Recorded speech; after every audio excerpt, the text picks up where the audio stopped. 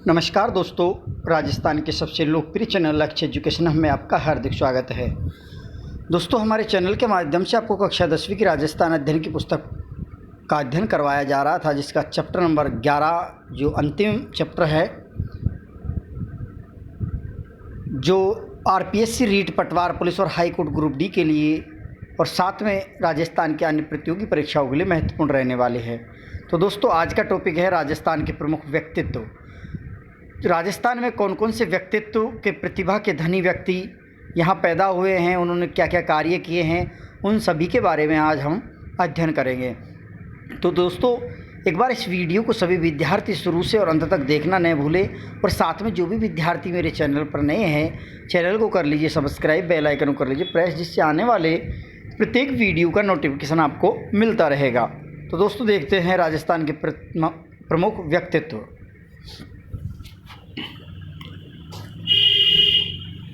राजस्थान के प्रमुख व्यक्तित्व। संसार में प्रत्येक कालखंड में ऐसे व्यक्तित्व ने जन्म लिया है जिन्होंने अपने कार्यों से समाज को एक नई राह दिखाई। पीछे के पृष्ठों में हम देखें, ऐसे बहुत से व्यक्तित्वों के बारे में पढ़ चुके हैं। यहाँ हम कुछ और व्यक्तित्वों के बारे में अध्ययन करेंगे। सबसे पहला है राजस्थान का निहाल चंद। किशनगढ़ चित्रशैली को चरमोत्कर्ष तक पहुँचाने का श्रेय निहाल चंद को जाता है। यह किशनगढ़ के राजा सावंत सिंह के दरबार में एक चित्रकार था। इसने सावंत सिंह और उसकी प्रेयसी बनी ठनी को राधा कृष्ण के रूप में चित्रित किया है। बनी ठनी को भारतीय चित्रकला की मोनालिसा भी कहा जाता है। जो बनी ठनी का जो चित्र है उसे भारतीय मोनालिसा नाम दिया गया। पूछा जाता है भारत की मोनालिसा किस चित्र शैली को कहा जाता है, तो किशनगढ़ चित्र शैली की बनी ठनी को कहा जाता है। उसके बाद इतिहास प्रसिद्ध महिला है पन्ना धाय। पन्ना मेवाड़ की महाराणा उदय सिंह की धाय माँ थी। मेवाड़ के जब सामंत बनवीर ने 1535 ईस्वी में महाराणा विक्रमादित्य की हत्या कर युवराज उदय सिंह की हत्या का प्रयास किया, तब पन्ना दाह ने अपने पुत्र चंदन की बलि दे करके और बनवीर की जो तलवार है उसकी प्यास बुझाई थी और उदय सिंह को बचा लिया था। और उदय सिंह को बचाकर उसने किले से बाहर भेजकर उसके प्राणों की रक्षा की। मेवाड़ के इतिहास में पन्ना दाह का त्याग अविस्मरणीय एक घटना मानी जाती है। तो ये सेकंड था। अगला देखते हैं गौरी बाई। डूंगरपुर के नागर ब्राह्मण परिवार में जन्मी कृष्ण भक्त कवयित्री गौरी बाई को वागड़ की मीरा कहा जाता है। क्या कहा जाता है? वागड़ की मीरा कहा जाता है। इंपॉर्टेंट है, पूछा जाता है, ध्यान रखना दोस्तों। ये गौरी देवी और गौरी बाई में अंतर है। गौरी बाई है ये डूंगरपुर की है और इसे वागड़ की मीरा कहा जाता है। डूंगरपुर के महारावल शिव सिंह ने गौरी बाई के लिए 1829 में बाल मुकुंद मंदिर का निर्माण भी करवाया था। तो ये थी गौरी बाई। अब देखते हैं दुर्गादास राठौड़। दोस्तों, ये सभी व्यक्तित्व राजस्थान की प्रतिभा के धनी माने जाते हैं, क्योंकि इन्होंने राजस्थान के इतिहास में अपना महत्वपूर्ण योगदान दिया है। दुर्गादास राठौड़ वीर श्रोमणी दुर्गादास महाराजा जसवंत सिंह के मंत्री आस्करण के पुत्र थे। 13 अगस्त 1638 के मारवाड़ के सालवा गांव में इनका जन्म होता है। जसवंत सिंह की सेना में रहे। महाराणा की मृत्यु के बाद उनकी रानियों और खालसा हुए जोधपुर के उत्तराधिकारी अजीत सिंह की रक्षा के लिए मुगल सम्राट औरंगजेब से उसकी मृत्यु पर्यंत तक 1707 ईस्वी तक राठौड़ सिसोदिया संघ का निर्माण कर संघर्ष किया। शाहजादा अकबर को औरंगजेब के विरुद्ध सहायता दी और उसके पुत्र पुत्री बुलंद अख्तर और सफ़िये तुनिस्सा को इस्लामोचित शिक्षा देकर मित्र धर्म निभाया एवं सहिष्णुता का परिचय दिया। अंत में महाराजा अजीत सिंह से अनबन होने पर सहकुटुंब मेवाड़ चले आए और अपने स्वावलंबी होने का परिचय दिया। दुर्गादास की मृत्यु उज्जैन में 22 नवंबर 1718 में हुई थी और यही वीरता एवं साहस के गुणगान में मारवाड़ में यह उक्ति प्रचलित है कि मायड़ ऐसा पूत जन जैसा दुर्गा दास, कि मायड़ ऐसा पूत जन जैसा दुर्गा दास। तो ये बहुत ज़्यादा इम्पोर्टेंट पंक्ति मानी जाती है। अगला देखते हैं। उसके बाद आता है दुर्सा आडा। अकबर के समकालीन दुर्सा आडा ने महाराणा प्रताप और राव चंद्रसेन के देश प्रेम की भावना का यशोगान किया है। विरुद्ध छतरी सर्वाधिक प्रसिद्ध ग्रंथ है दुर्सा आडा का। विरुद्ध छतरी कृतार बावनी विरुद्ध छतरी, कृतार बावनी, वीरमदेव सोलंकी, राधुआ, इनकी इम्पोर्टेंट रचनाएं मानी गई है। ये कवि दुर्सा आडा का चित्र है। अगला है दयाल दास। दयाल दास एक बहुत ज़्यादा इम्पोर्टेंट व्यक्ति माने गए हैं। बीकानेर राठौड़ी ख्यात, बीकानेर के राजाओं से संबंधित संपूर्ण जानकारी बीकानेर राठौड़ी ख्यात में है और इसके रचनाकार है दयाल दास राठौड़।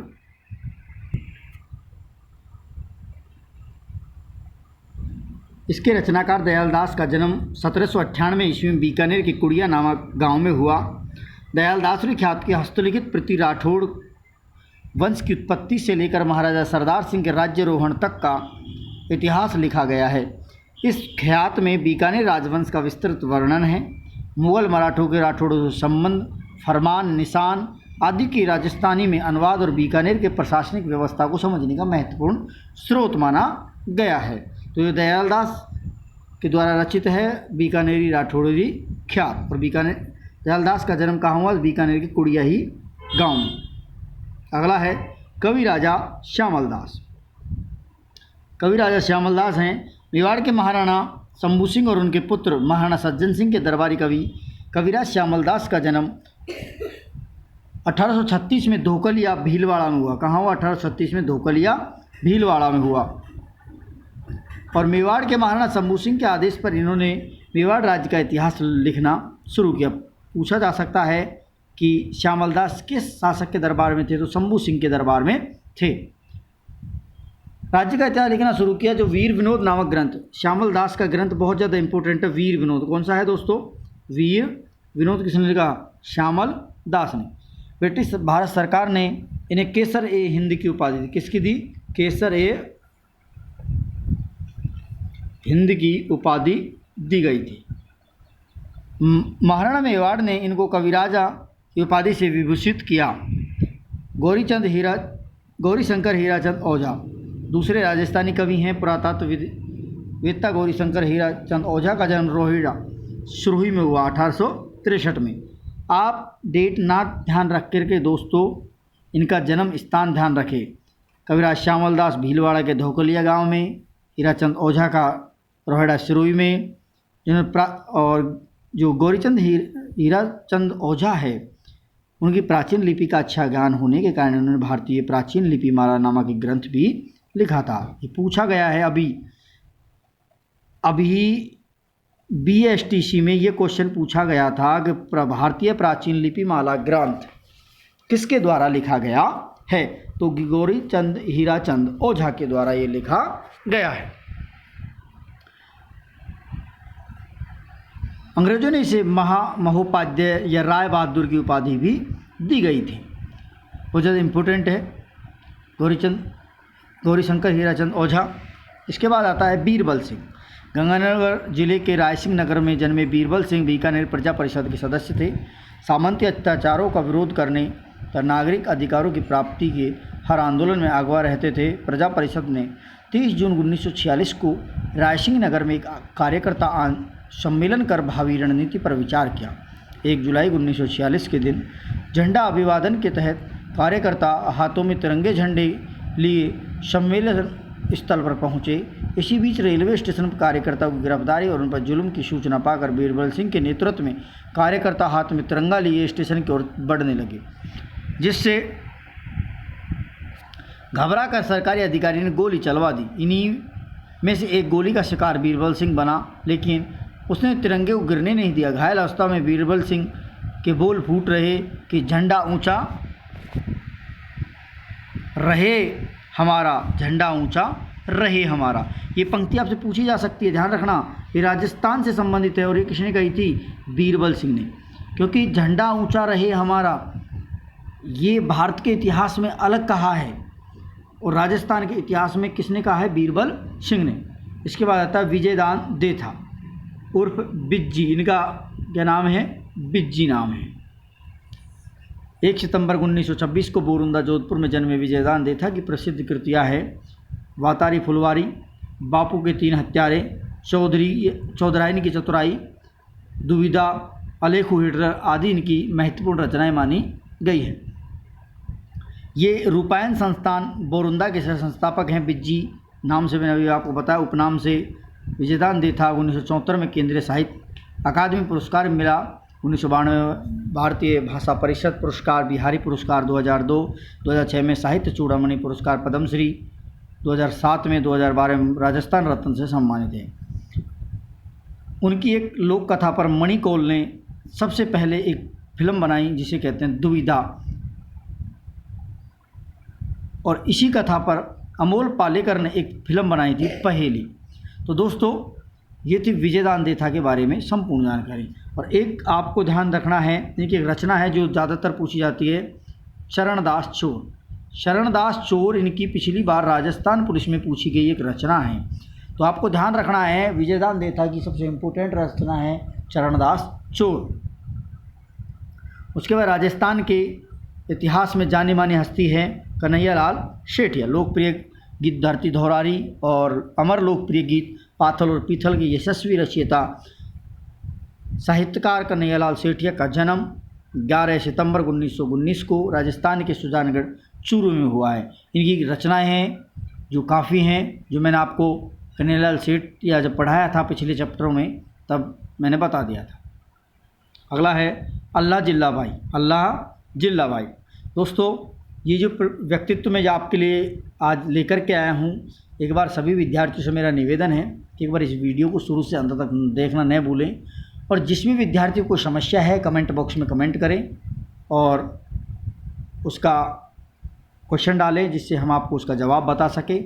और साथ में दोस्तों जो भी विद्यार्थी नए हैं चैनल को सब्सक्राइब कर ले, बेल आइकन को प्रेस कर ले, जिससे आने वाले वीडियो का नोटिफिकेशन आपको मिलता रहे। तो देखते हैं दोस्तों अल्लाह जिल्ला भाई, इन्होंने एक प्रसिद्ध गीत गाया राजस्थानी, केसरिया बालम आओ नि पधारो मारे देश। ये गीत प्रख्यात मांड गायिका अल्लाह जिल्ला बाई के कंठों से निकलकर अमर हो गया। इनका जन्म 1 फरवरी 1902 को बीकानेर में हुआ है। कहाँ हुआ? अल्लाह जिल्ला बाई का संबंध बीकानेर जिले से है।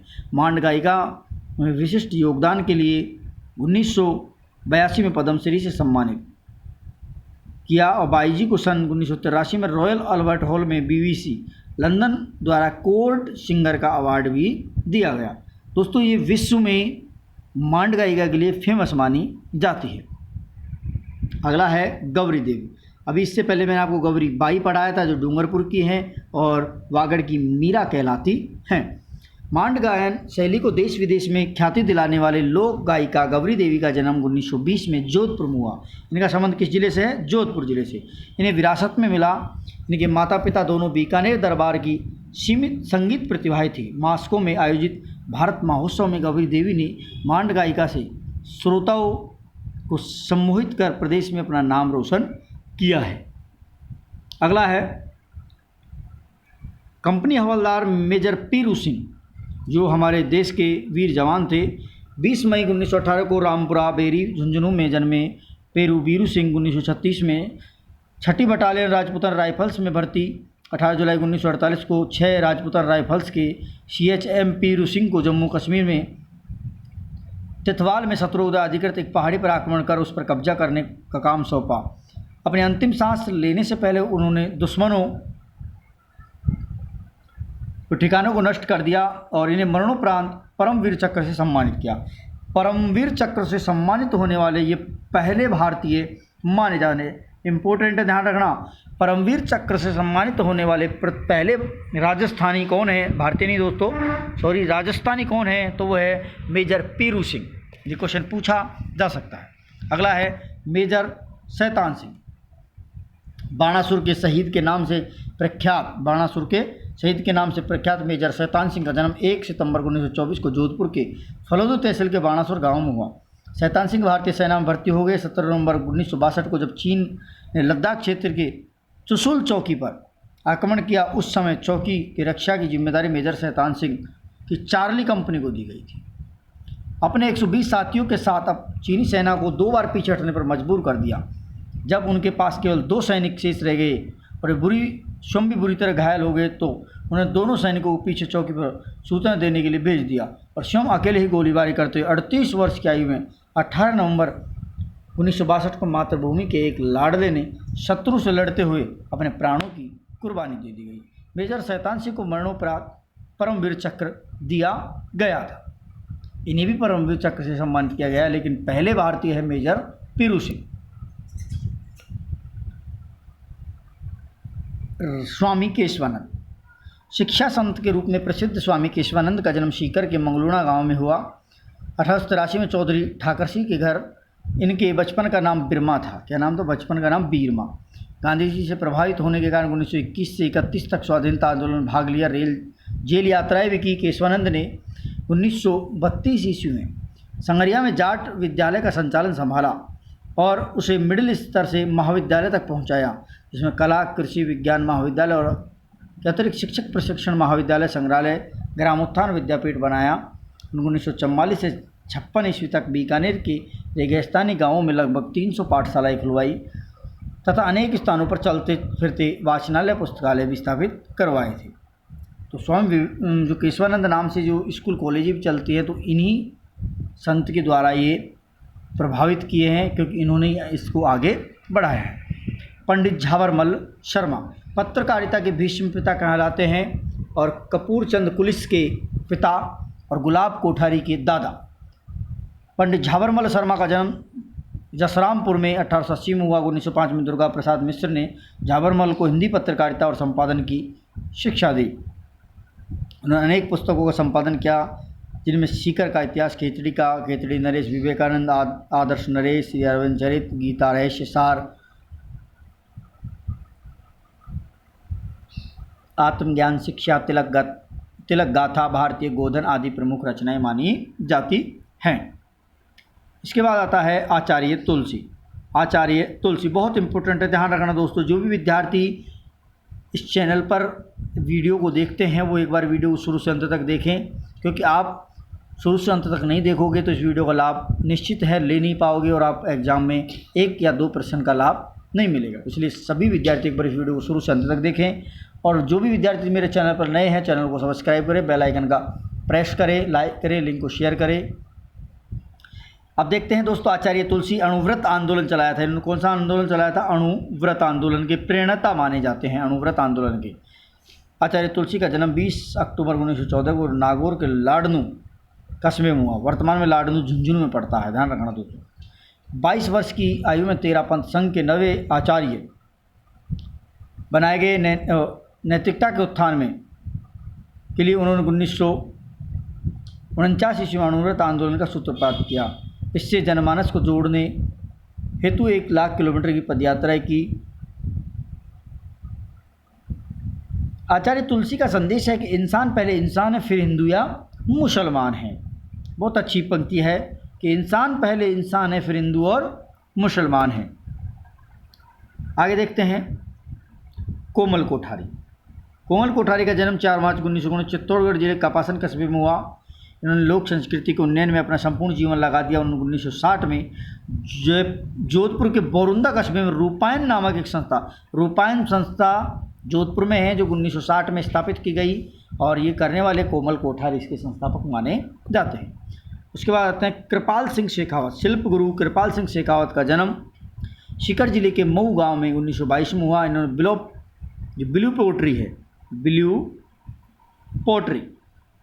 ब्लू पोट्री के चित्रांकनों के माध्यम से अंतर्राष्ट्रीय पहचान बनाई है। 1974 में इन्हें पद्म श्री सम्मान से सम्मानित किया गया था। ये भी बहुत ज़्यादा इंपॉर्टेंट पूछा जाता है। राजस्थानी चित्रकला के प्रणेता कौन माने जाते हैं? तो कृपाल सिंह शेखावत माने जाते हैं पेंटिंग के क्षेत्र में। जगजीत सिंह 8 फरवरी 1941 को श्री गंगानगर कस्बे के सिख परिवार में जन्मे गज़ल गायक जगजीत सिंह का 10 अक्टूबर 2011 को निधन हो गया, और इन्हें मरणोपरांत राजस्थान सरकार ने 31 मार्च 2012 को राजस्थान रत्न से नवाजा गया। पूछा गया क्वेश्चन है दोस्तों कि जगजीत सिंह का संबंध किस जिले से है? तो गंगानगर जिले से। किससे है? गंगानगर जिले से है। और ये राजस्थान रत्न कब दिया गया? तो 2012 में दिया गया।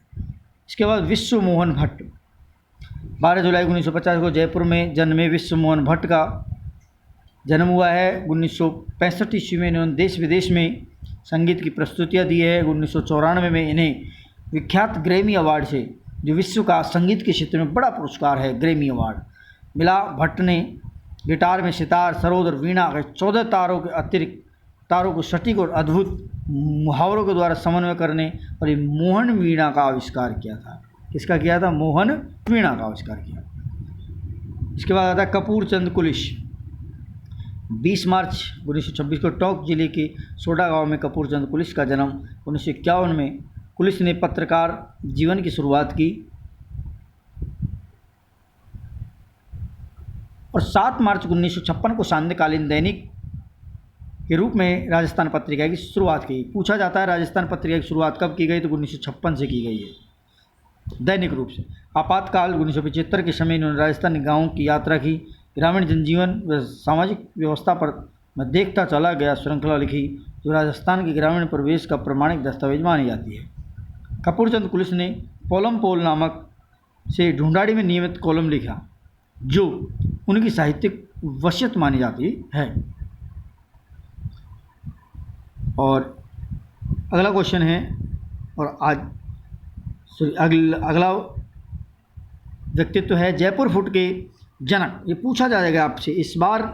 99% इसका चांस है। जयपुर फुट के प्रणेता कौन माने जाते हैं?